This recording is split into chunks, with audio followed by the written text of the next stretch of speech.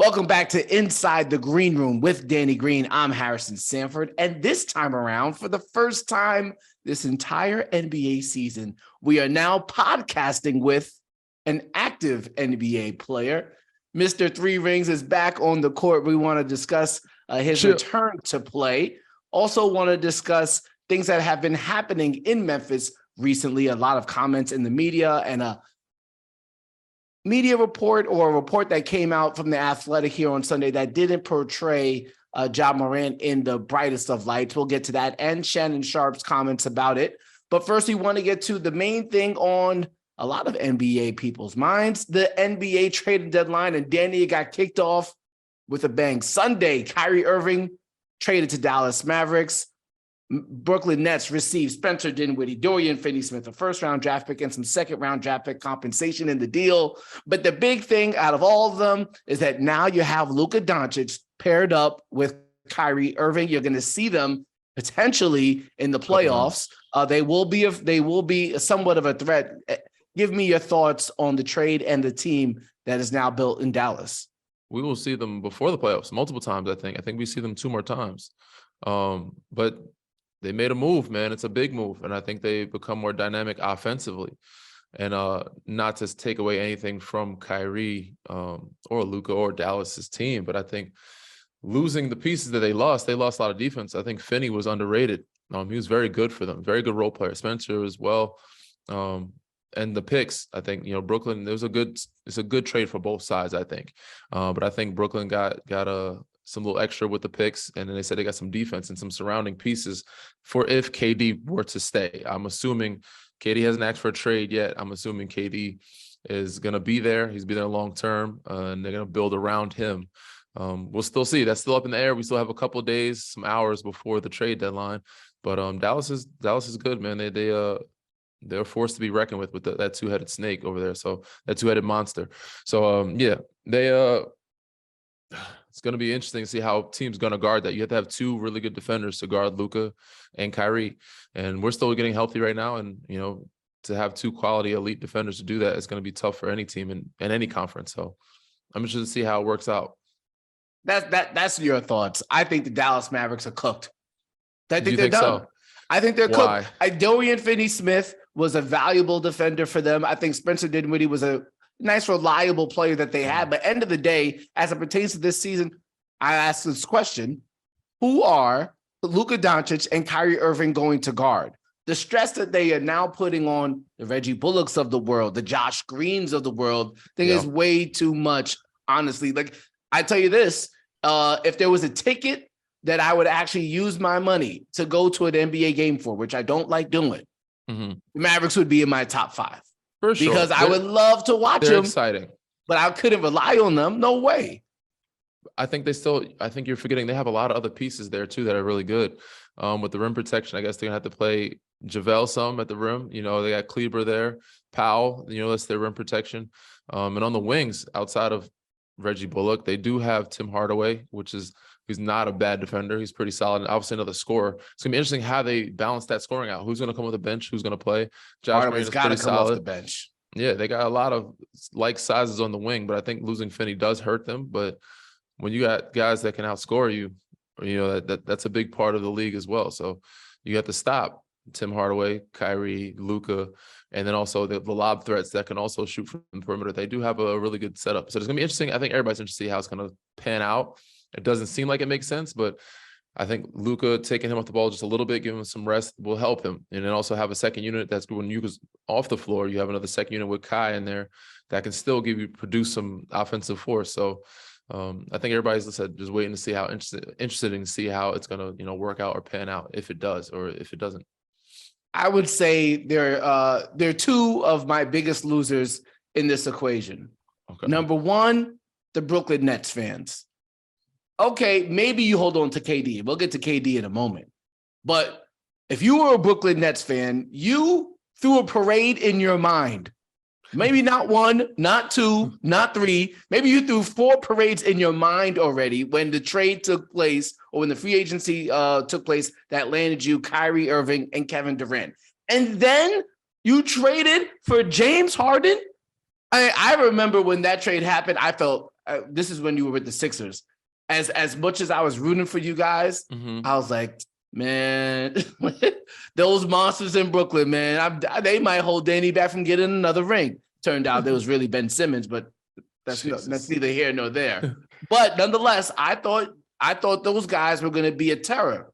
We barely got to see them. It was from a basketball fan standpoint. So if I'm approaching this with no bias, I am, as like a pure basketball fan, I am highly disappointed that these guys, for one way or another, didn't make it work. Whether it was Kyrie's not taking the vaccine or James Harden not being interested in being around that environment. Just imagine 2020 2021 KD hits that shot and his foot is not on the line.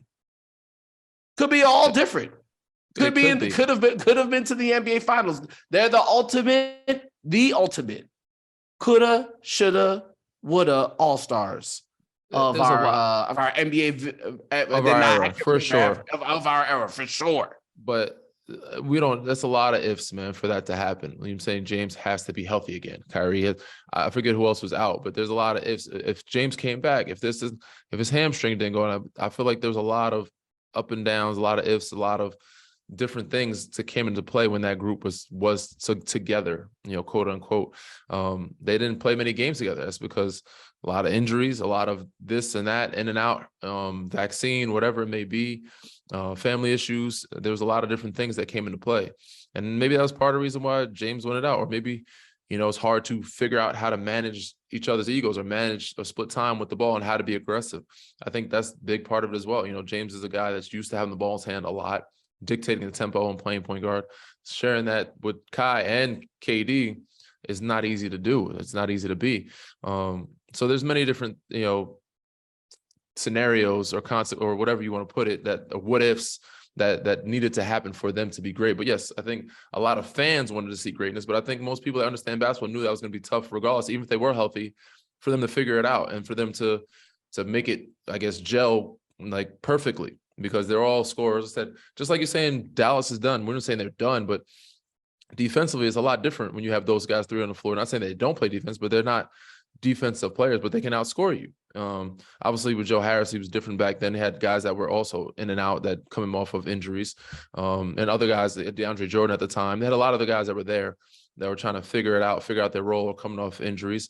But yeah, I think a lot of the league and a lot of basketball people knew that those three together, it was still going to be tough to figure out how they're going to make it work, regardless of injuries, vaccines or not. So yeah, now that they're in different respective places, I think James is happy where he's at in Philly and he's making it work. I don't know where KD stands with this, but Kyrie, I know he wanted out of Brooklyn. He didn't like the stipulations of the extension they gave to him.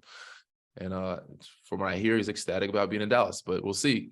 I was assuming that with this trade that the extension would come after that, but there's no extension talks. And that's taking a big risk of trading for someone without getting the extension signed. We're going to see what happens this summer. Yeah, for sure. I would have put the Dallas Mavericks in my losers category as well. But even if they end up losing Kyrie Irving, they do have a scenario where they're able to have near or about max cap space. So I do think there's a world where if it doesn't work out with Kyrie Irving, which I don't think it will, they could go into the summer with Luka and a bunch of money and say, okay, let's try this again. We have enough time because Luka has more than enough time in the NBA to build a contender around him. So Mavericks, I don't blame them for making the experiment. I think you could really go back to, if you want to go say they made a mistake, I think the mistake starts with letting Jalen Brunson go from the beginning. Okay. That would be my first. I think that would be the first thing. At this point, you have to almost get Kyrie. So you max Jalen Brunson as well? You give him the max? I think you give Jalen Brunson his market value. I think he's proven that he's worth his market value. For honestly, sure, but do they have enough money to get him and then keep everybody else around? Spencer, you got Davis Bertans over there as well. You got JaVale, you got Finney, you had to offer him, Kleber, Powell, all those guys. You can't keep all those guys and give him that 141. At one point, it was Jalen Brunson 4 for 52. No way around it. The ball has been dropped. And So now you think they could have got him for 450? I don't think that so. no, there was reported. No, it was reported that they could have got him. They didn't want to do it, and then he started balling, and then the numbers went up, and then after that, So you think that he would have took the extension? I don't think so. that's okay. Yes, for sure. We don't know A lot of what is, certain. but I think he knew his market value as well. And he said 52 in 4 years. He knows he had to know he can get more. That was before they could have given it to him before the season. They were skeptical before the season, and then once the season started, then the number went up, and then it was too late.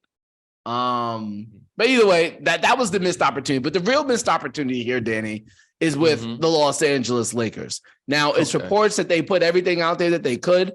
Westbrook, I think the Nets wanted Austin Reeves and Max Christie along with those 2 draft picks, 2027, 2029.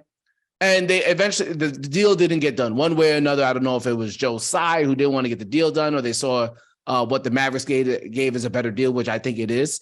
Nonetheless, I think the Lakers had a chance here. We were potentially going to see LeBron's best big three in his career. Possibly. If he had, if healthy, yeah, of course. he could have been.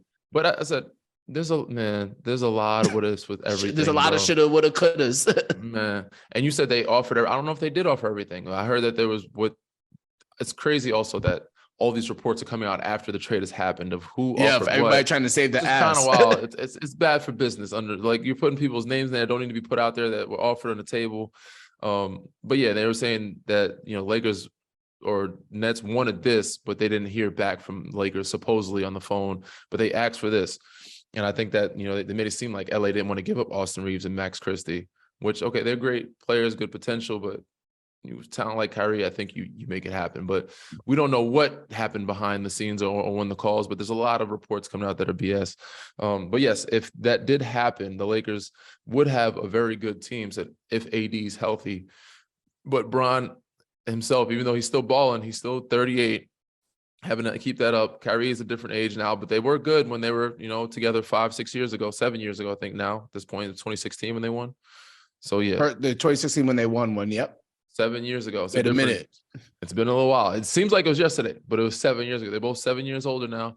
AD is a little older now, and his body's still trying to get right. But I think if you have those guys healthy, that is a really damn good team. So it's hard to beat in the West, and I'm glad it didn't happen because that's a team that we'd have to face. Yeah, that would be something for sure. Hey, it could still happen this summer. I don't know how the Lakers will maneuver it, but it's still something that could be on the table. I don't think the Dallas Mavericks will be the home for Kyrie Irving for too long.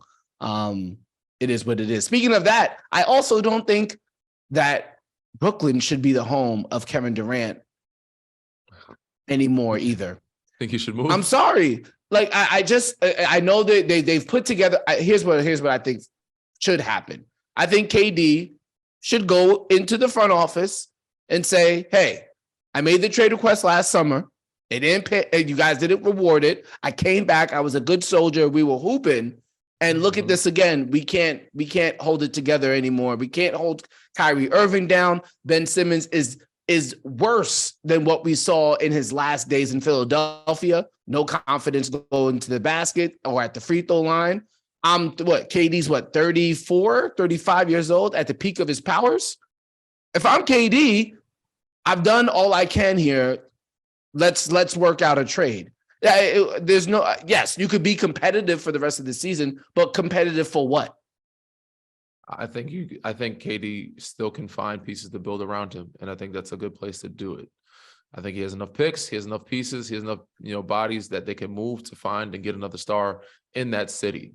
And I think people respect him more if he didn't just jump ship to go to another superstar team or team up with a bunch of. I think he's off the hook to get it done again.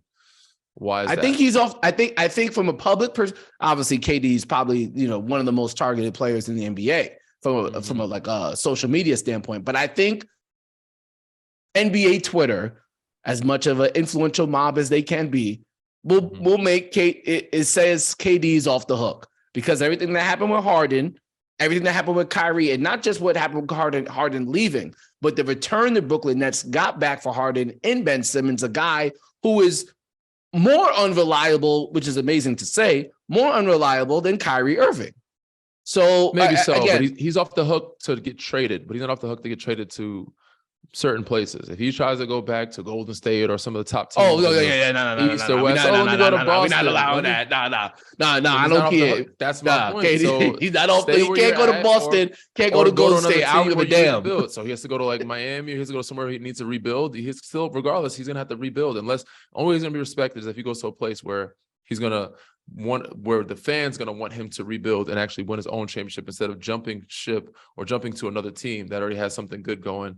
To where obviously he's a great player, he's gonna add a bunch to it, but they're like, oh, he jumped and teamed up with another bunch of other superstars to win another one, and they're like, oh, we don't really count his championships, which is crazy. Yeah, I thought what the Brooklyn Nets are trying to do here, from the Royce O'Neal signing this offseason to get in Dorian Finney-Smith, I think it's a noble thing. Trying to put together a roster that actually makes sense around KD. Lengthy defenders, 3-and-D wings. They got shooting on that team, obviously. Joe I think Harris, it's Seth Curry, Patty Mills. yeah. They got a I lot think of guys. Cam Thomas. It's a noble effort. That is, but just because you're doing the right thing doesn't mean it's the right thing. It's time to stop the bleeding. Stop the bleeding. We will see. Please call the fight. It's only over. Time will tell, and only KD will know. He's the only one that can. Danny, so you could talk. You could speak about this as somebody who's won 3 championships, always been on competitive teams. Mm-hmm.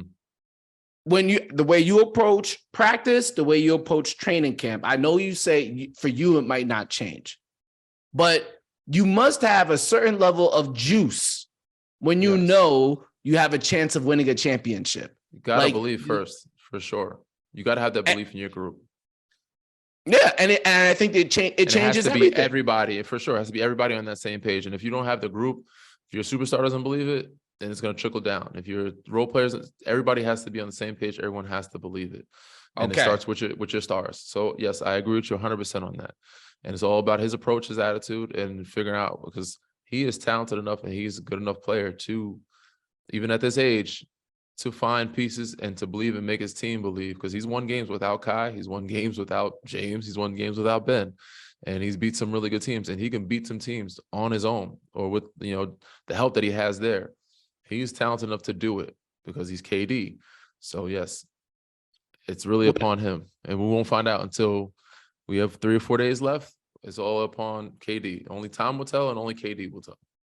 Lakers fans or NBA fans would like to see KD potentially maybe get another star in Brooklyn. I don't think that's going to happen, but there's this dream scenario.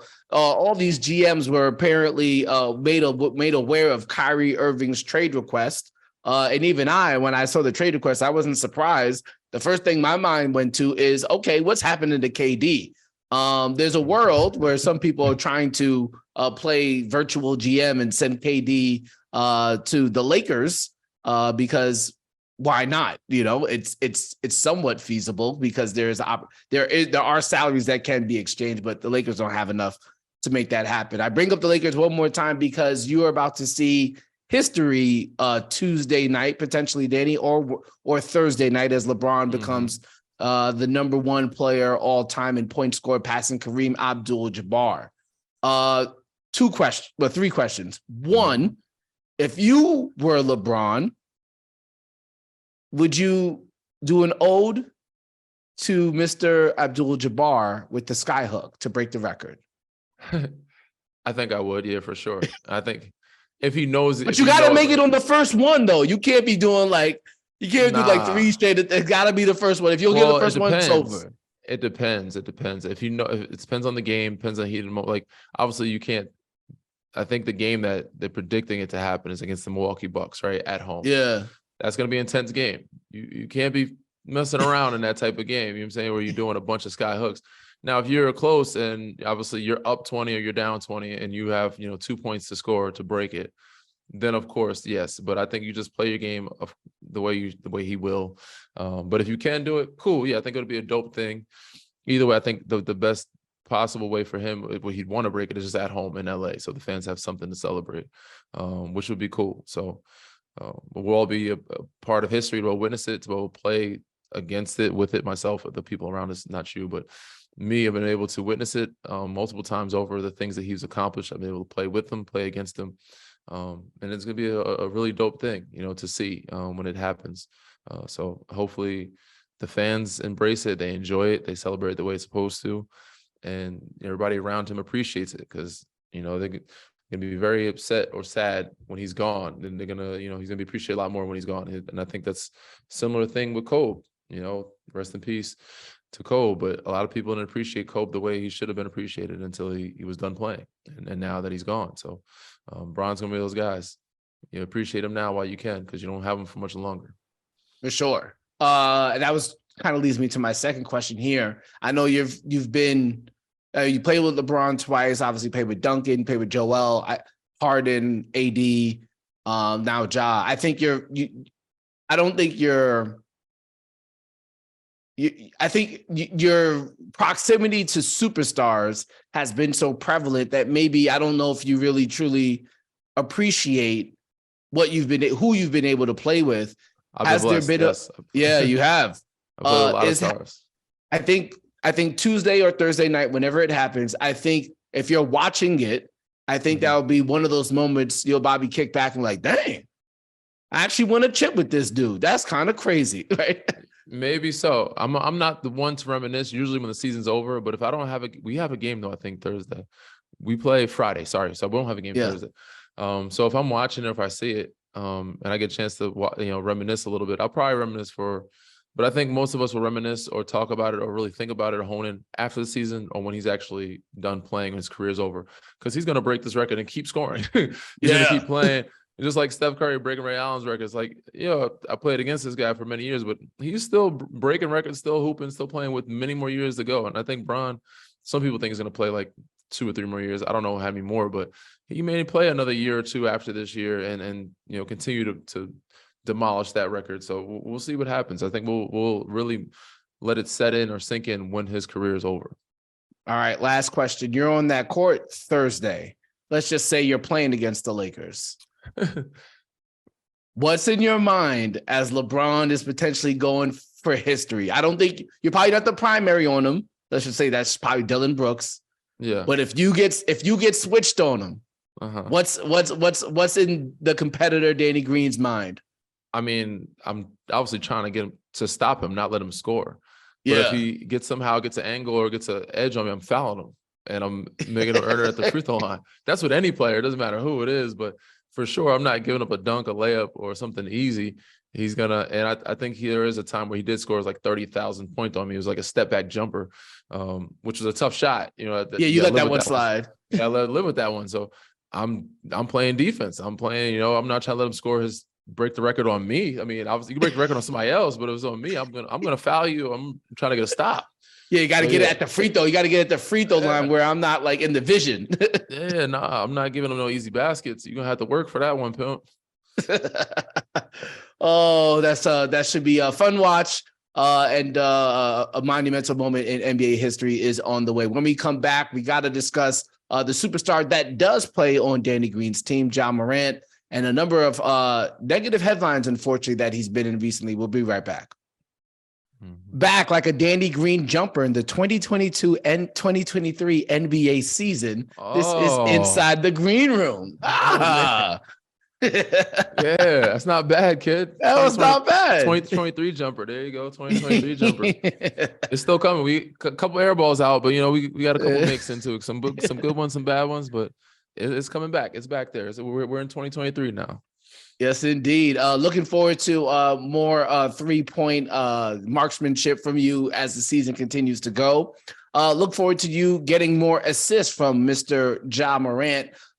You did not play with him in the last game because of a wrist injury, but Ja Morant's been in the news for some other things of recent. I'm going to tell you, if anybody in the audience is not aware, during the weekend on Sunday, there was a report that came out from The Athletic, on Sunday came out from The Athletic, Bob Kravitz and Sam Amick, that the Indiana Pacers filed a report with the NBA claiming that an SUV that may or may not have had Ja Morant inside of it trained a red laser on somebody from the Pacers staff. Eventually, The NBA has said they have reviewed the matter and that they have no evidence that there was any type of weapon involved in this training of the red laser. Nonetheless, somebody, they didn't specify who, has been banned for the remainder of the NBA season from attending Grizzlies games. And there's a bunch of negative energy coming around Mr. Ja Morant because of this report. Shannon Sharpe had comments on Undisputed on Monday morning. I'll summarize some of what he said. We might even drop in the soundbite or two. But this is one of his quotes. This is Shannon Sharpe directed towards Ja Morant. You got a $200 million contract and you want people in the NBA to think you hood, to think you gangster because you roll with these type of people. Bruh, you're putting yourself in harm's way when you don't have to. Nobody looks at you, Ja, and thinks, man, that's a thug. He's hood. He's down. He's about that. You not. Stop pretending. Danny, what are your response to everything that has happened around your teammate over the past 24, 48 hours? Well, first, I'd like to address the Shannon Sharpe comments. I appreciate and respect mostly all people of the media. Now that I'm in it, I understand the behind the scenes, the things you have to do as your job, things you have to speak on as a topic that you may not want to speak on. And when a fellow member, or especially of our culture, gives their advice, especially coming from where he's come from, an OG that's been in the game, you got to appreciate, what he's trying to relay, the message. I think the delivery is a little off, but I understand what he's trying to say. A lot of people don't disagree. But the way you don't have to also take somebody down or call them soft or tell them that they're not about that when you're telling them this is not the life that you need to live. This is not how you need to move. You can simply say that in a different, way or a different aspect or in a different type of tone. So yeah, there's been a lot of speculations, been a lot of things. And obviously Josh put out a tweet of how it was nonsense, it was BS, and nothing was found. But I think the biggest thing is that he's got to understand, because there's so many, or there's enough negativity out there, enough negative articles out there, that people are going to believe that wherever there's smoke, there's going to be fire. So anytime they hear something negative, they're going to believe it or believe something close to it. So because of the fact that you have other incidents before this, and I know his people, very good people, great kids, his brothers, his family, his dad, they're all really good people. And I don't think they are trying to do anything or put him in harm's way or try to be thugs. They have a good time. They're there to support him. And if he has any, incidents or beef or issues with somebody, they're there to support him and back him as well. I don't think they're aiming lasers or pointing guns, but if something was to go down, they're there to protect him. Rightfully so. So as I do know his people, and I don't think they're trying to do that or about that. But I think him as well as them need to understand, because there's so much negative air around them in their camp, that they have to move a lot differently and very carefully. And I think this is a part of the reason why I think the organization or the arena, whoever made the decision to ban him, is because they're trying to, the image of what it portrays or what it looks like, they're trying to clean it up and say, all right, we're trying to make it, put our foot down. And I'm sure they didn't want to do this, but this is something they had to do because of the incidents previous to this. And it's like, all right, seems like things are getting out of hand with this camp. So we need to do something to show that, we're going to handle it ourselves or clean it up. So I think this kind of forced their hand to kind of ban someone. Unfortunate enough is one of his friends, close friends, his brother, and now he can't come to the home games, which sucks. But this is the kind of treatment that's going to happen, or you're going to get, when you have multiple incidents that come around you. So I haven't had a chance to talk to him about it. I would like to. He knows where my locker is. He knows my doors. Anytime he wants advice, I know he carries a lot of weight, and there's a lot of people around him that he turns to, and he may not look to me as one of those people. So he has a lot of ears, a lot of people, obviously people talking to him, and there's a lot of people that are willing to listen to him. But I let him know, I'm here if you need to talk. If you need some advice, I'll give it. End of the day, it comes down to him, of how he wants to move, who he wants to let in, and how he wants to receive certain things. And it's hard. It's hard as a youngster. It's hard to, I guess, figure out who should be in your circle, who shouldn't be. It's hard to minimize. It's hard to cancel out distractions. It's hard to tell your family and friends no, especially when you have a $200 million contract. He's a superhero or people pleaser off the court and on the court. He's trying to wear a cape on both sides. And a lot of times you got to find ways to put the cape down and tell people no, and to have somebody else handle things for you. And I think our security does a good job of that. Our team does a good job of that. Our organization does a good job of that. But I think there's just a lot of miscommunication, a lot of, weird things in the air, and a lot of just negativity in there that it's kind of putting people in a bad taste of his people and his camp, which is unfair, but that's just the nature of the world, the nature of the business. Danny, you haven't reached, and you're my homie, so I'm not gonna. I don't think I'm saying anything wrong by saying you're not gonna reach the level of superstardom that John Morant has. But no offense taken, bro. Nah, Yeah. I already know that, and I don't want that level of superstardom. I've seen Bron talking about he can't go to Target. I can go to Target and Starbucks and operate, and I like that I can do that. I'm okay with that. Yeah. So yes, I don't mind being a non-superstar. Go ahead. But even with that, from your time in San Antonio, where you there for 8 years, and you gained 7 a lot years. of 7 years, you gained a lot of local celebrity there, whether it be from your time in high school where you built up to be a McDonald's All-American, whether you were at North Carolina winning a national championship and being a key member of those teams, or even in Toronto where you became somewhat of a local celebrity there. Because everything that you kind of built and brought with you. How did you manage having the right people around you? It just takes because again, time, you're not job, but again, there's still people who want to be in. There's still people who even right now. I remember when we were in LA. I remember there are people who are going to want to be in your circle for sure, and some people who quote unquote deserve to be in your circle because of past relationships, history, XYZ. How did you curate your close friends list? 100%. It doesn't matter if you're a superstar or not. If you make money, a good amount of money, and you're playing in this league, a lot of people are going to want to be a part of or in your circle and going to find ways to try to infiltrate that. And I think it just takes time of years of maturity and age just to figure out who you are first, what you can handle, and what you want around you.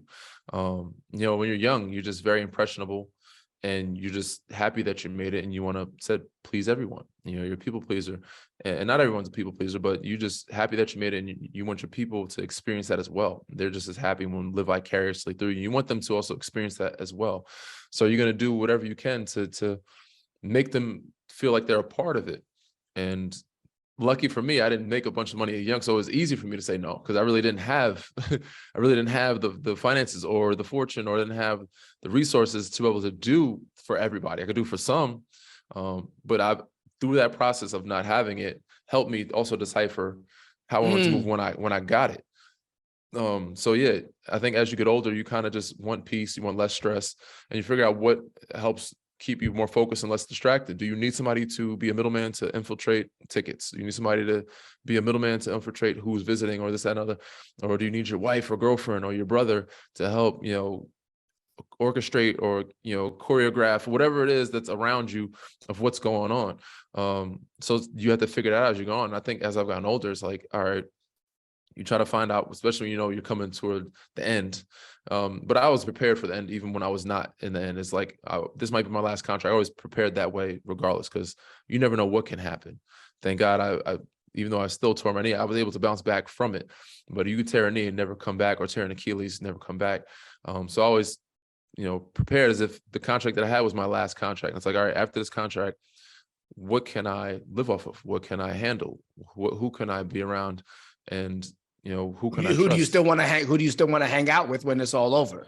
Who do I have the same similarity? What do I have in common with? If we're not, I can't. It's hard to be kicking it with the same guys who are single if I'm not single. If I'm married, you can kick with them on a certain basis, but it ain't gonna be the same lifestyle. So I got to get wifed up now? Golly. No. Hey, you can do what you want, bro. You don't gotta be wiped up. You're still in a circle, but I just can't do the same type of shit with you. I'm not gonna be going to the clubs and doing the same thing. But yeah, you figure out, what you can handle, what you can, decipher, what you can process. And I think each year is like, for me, it was cutting back on spending. How do I do less spending each year? Because I know that at some point I'm not gonna be making the same amount of money. I'm going to come back on. I'm not going to do as many tickets this year. I'm not going to do as many visits. Or if they do visit, I'm not taking care of everybody that visits. They're going to have to figure out on their own. So it's like, how do I, and then by that nature, you're already automatically cutting down and you're making your circle even smaller, less distractions, less bills. I think more of the stresses and more distractions come from when you have to try to pay for everybody, take care of everybody, and try to make everybody happy. So I think after a certain amount of time, they've gotten the experience. All right, we've done 3 or 4 years of doing this. Everybody's gotten that experience now. If they want to experience that, do it on their own or figure it out. I don't need to give everybody the same experience. Only a few people will get this experience now, and they understand why. I'm not paying for this anymore. I'm not doing that anymore.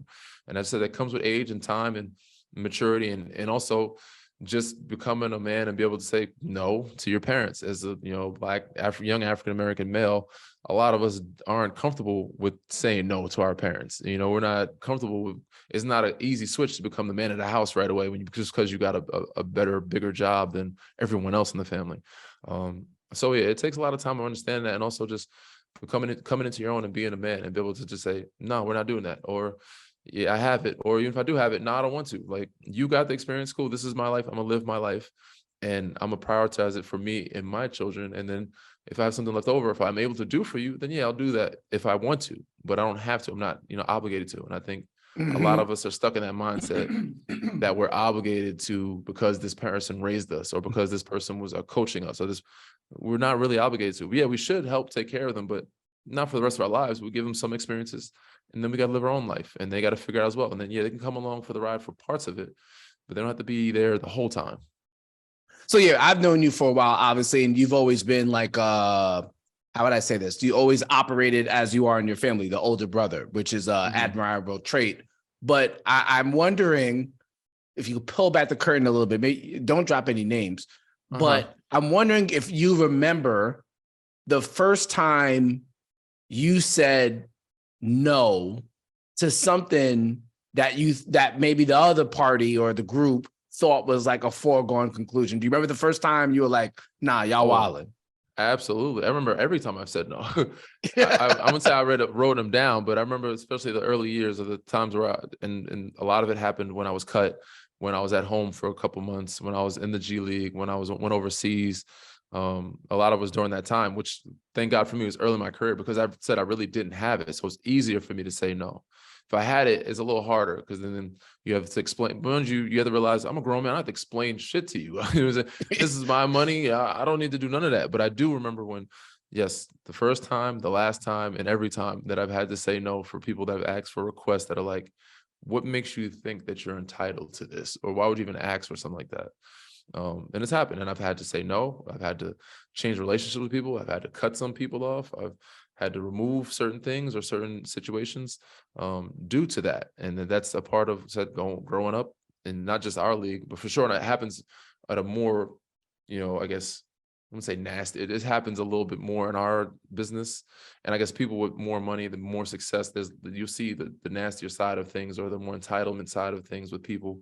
It comes out sooner and more bluntly and more rash, I guess, however you want to say it, in this business than in others. But it's a part of life that happens in life. Anytime you change or grow, you're going to make some changes with your friends, family, people around you, etc. But in our business, it just happens that much quicker because so much more money is coming in faster. So many more things, so many more people are coming at you. You're going to have to make some decisions a lot quicker, and a lot more people are going to come and go throughout your brief. And it seems like a long time, but our profession, most of us last maybe 5 or 6 years. That's the lifespan, man. And that 5 or 6 years, and I've been fortunate enough to play 10 plus years, but even in that 10 plus years, a lot of people are going to come and go. And that's just part of the business. Yeah. So you also spent, now obviously you're somebody who has been or has superseded Ja's superstar level is LeBron James. And obviously LeBron has never even been accused of anything close to this, or any of his associates that we know of, at least. What could you say you learned or you picked up from being LeBron's teammate and kind of noticing how he operated with his group of friends who have now all made a name for themselves for reasons outside of being just friends with LeBron? They have things they got going on, at least the ones that we know of publicly. But I think maybe I assume you took a note or two from how LeBron curated his friend and relationship list. Definitely. Tons of things. And just how they moved, how they operated as a group, as a unit, in the right direction, in the right route, in the right way. I think that's the biggest thing. It's like when you're young, you think it's cool to be, this or be that. It's cool to be tough or hard or gangster, that type of thing. Or it's cool for you, some of your friends to do this or sell drugs or do that, you know what I'm saying? Like, or operate, or somebody's got guns or somebody's protecting you. You know, and I think learning from him and watching him, it's like he was like, nah, I'm not about that. It ain't cool. And I don't need to move like that. And to understand that, or see him move like that, one of those top guys that, from Black culture, from, young African American male, and to be professional and have the right people around him, the right positivity around him, and not allowing any BS come into his camp or to taint who he is or his brand. It taught me a lot of how I wanted to be and how I want to be with my friends. And I think a lot of people see, Black excellence and like, you know what? It's okay and it's cool to not be or not want to be a thug. It's cool or okay to not want to be a tough guy or a drug dealer or, an artist or a security guy or a gun guy, a fighter.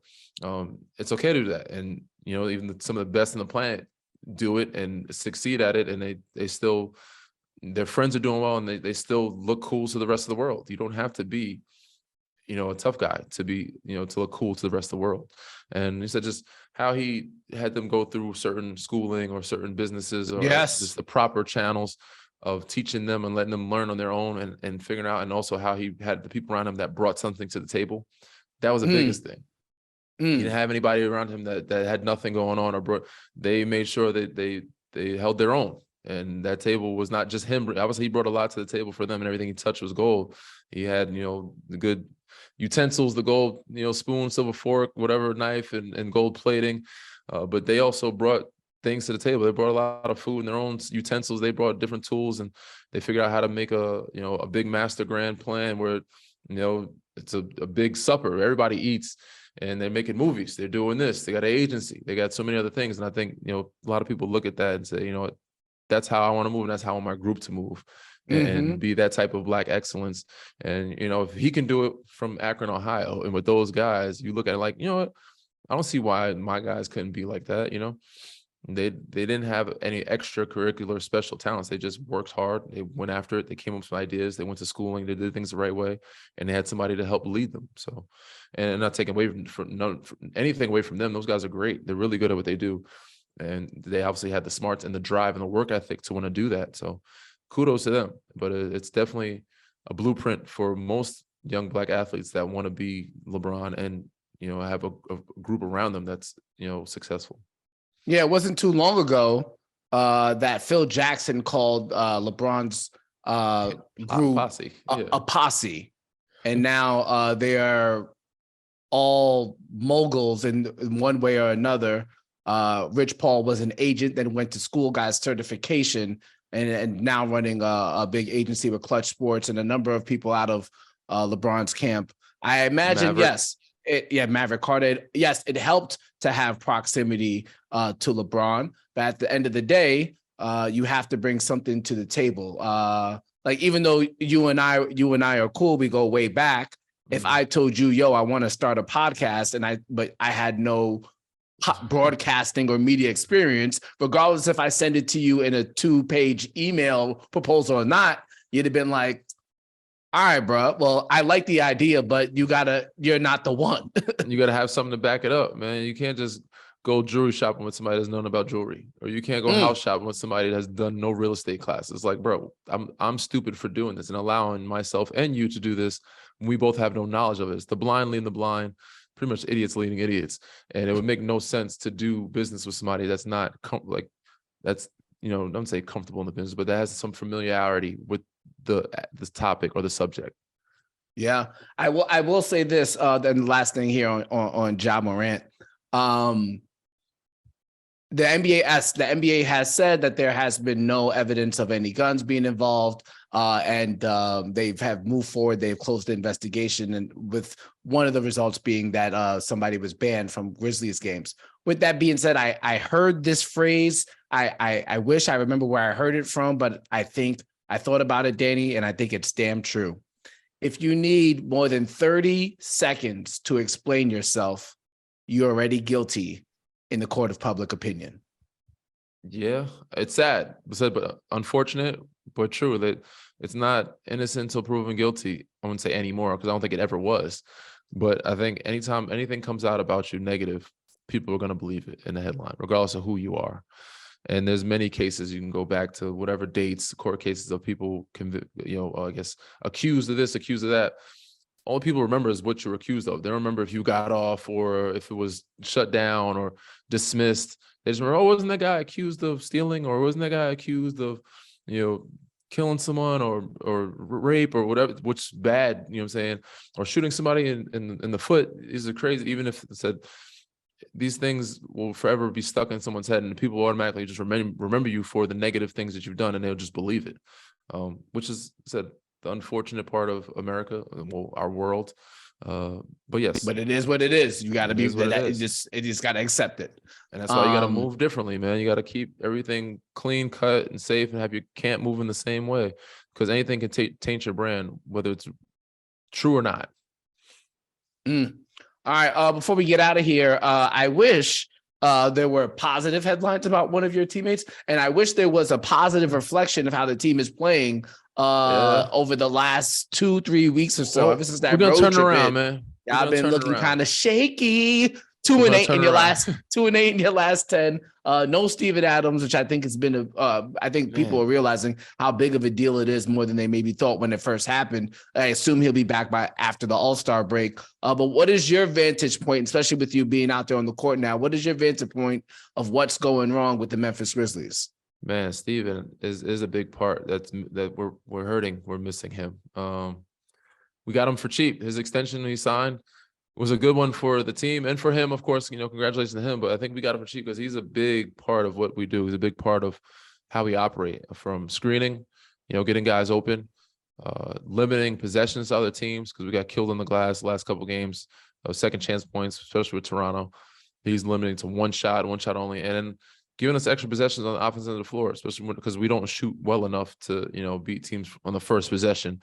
Him giving us offensive rebounds with putbacks and also kickouts for threes or extra possessions is huge. He's a plus 25 for us when you think about those three aspects of the game, because a big part of the game is screening. A big part of the game is rebounding when you're playing defense. And extra possessions is huge. So, we're sorely missing him. And, outside of that, we're just also trying to get back healthy. Ja's been in and out of the lineup. Obviously Steven's out, but sometimes Dez will be in and out. The Dylan suspension. We have some technicals. Jaren in and out. Jaren's out for a hamstring situation. So yeah, getting us healthy and then also getting Steven back will give us a big plus. But I think we're still figuring out, me just getting back into the lineup. That's also trying to figure out the rotations with that. But I think it's part of the season, is adversity, but I think it's a good thing that we need to test us, to challenge us, and something we can learn from. And hopefully we turn around. We need to turn around before the break. We get locked in to these last 4 or 5 games, whatever's left, and then go into the break, at ease and kind of reset, and then mentally focus again when we start back up. I would say the one red flag that I've had watching you guys, again, I've been watching really intently. It feels like every game since this West Coast since the West Coast road trip started, Coach Jenkins has had to call that timeout within the first 4 minutes of the game. Like, hey, y'all, what? That's, in my opinion, that's are we ready to play tonight? Timeout? Like, which that's yes, what's going on with that one. The crazy thing is it hasn't happened. So in Portland, we started off well. In Toronto, there's a lot of games we started off well, and it's weird, but we don't keep our foot on the gas. It's either we don't start off well and we try to dig ourselves out of a hole, or we just start off well and we just kind of lose focus and think the game's going to be easy. We got to find a way to mature, and that comes with both sides of it. And that's starting off intense with urgency and also finishing and continue the duration of the game having that same urgency, because we started off well against Portland. We started off well against, I think, Toronto. We just, we were up 13-14 in the third, or 15. We were up some points against Toronto, and against Portland, we were up pretty decently too to start the game. But, hopefully we lock in. I'm trying to bring some of that maturity with me, and Dylan come back. Hopefully he gets a game, refocus, and, come back, different guy and locked in. and 12, he got a game. So we have guys back now, and we have 4 games left before the break. We need all 4 of them. Yeah, finish up strong, get into the All-Star break, and then come back after that All-Star break and be locked in, because best believe I imagine we're going to start to see some of the best basketball from some of the teams in your conference, like the Clippers, who've been cooking as of recent. I know the Warriors have Steph Curry injured, but I imagine they're trying to get their horses in order. And and obviously the Mavericks are now going to be playing with the new tool in their toolkit. So the faster y'all get your act together, the more likely y'all can hold on to a top 2 seed in the West, which would obviously be of benefit to you guys come playoff time. All right, we're about to get out of here. We are thinking about doing a trade deadline type of special, some way, somehow, on Thursday. So pay attention to this podcast feed. Also pay attention to us on Twitter as well, at Green Room Inside. We might even do a Twitter Spaces, just depending on what happens at the trading deadline. Maybe we'll pop up on our IG, which is also Inside Green Room, or maybe we even do TikTok, Danny. I didn't even know TikTok had a live feature. I just found that out this weekend. You could also find that is Inside the Green Room. There's just way too much. I love social media and I hate it at the same time. One more thing before I get out of here, for those who potentially follow me in my other media ventures, or if you are just interested in my insight, take the Eagles, lay the points. They're going to roll this weekend. The offensive line is just too good. Offensive line means a lot. I don't care about the pressure Kansas City has been able to generate, particularly against the Cincinnati Bengals, who are missing 3 offensive linemen. The Philadelphia Eagles have the best offensive line in the NFL, in my opinion, and I think that'll be the key for them winning this game. Danny, I equate the Eagles' offensive line to somebody like you. In football, they call the offensive line the big uglies. They don't talk about them, but then when the game is over, like, damn, thank God we had a good offensive line protecting our quarterback. They get it done. They get it done. Yes, indeed. What are you doing for the Super Bowl? Oh, you'll be in Boston. We'll be in Boston. You won't even be able to enjoy the game. Damn. Oh, we will. It's after our game. We have an early game in Boston, Sunday afternoon game. When we're done, Super Bowl starts. So hopefully we can get a win and get a chance to watch the game together as a team and just relax. For those who are new to the podcast, watch how difficult Danny makes this answer. Watch how difficult it is. All right, Danny. Super Bowl Sunday. Everybody's at the crib or everyone's at the hotel. It's a little Super Bowl party. What is the one Super Bowl plate or meal that you want? I think everybody has to go with wings and pizza and you ranch. See, you already answered more than one. I told you guys. You can have more than one thing on your plate. I said, but what was the question? What's the one thing? Wings. Okay. Flavor. Mild. I'm going mild. Oh, man, spice it up, man. Spice it up. We don't need that much. All right, guys, you know what to do. Read, rate, subscribe, review. Danny, any last words? That's it. We'll see you guys next time. And hopefully the time we see you, have a winning record coming back to the show. Sounds good, my friend. Peace. There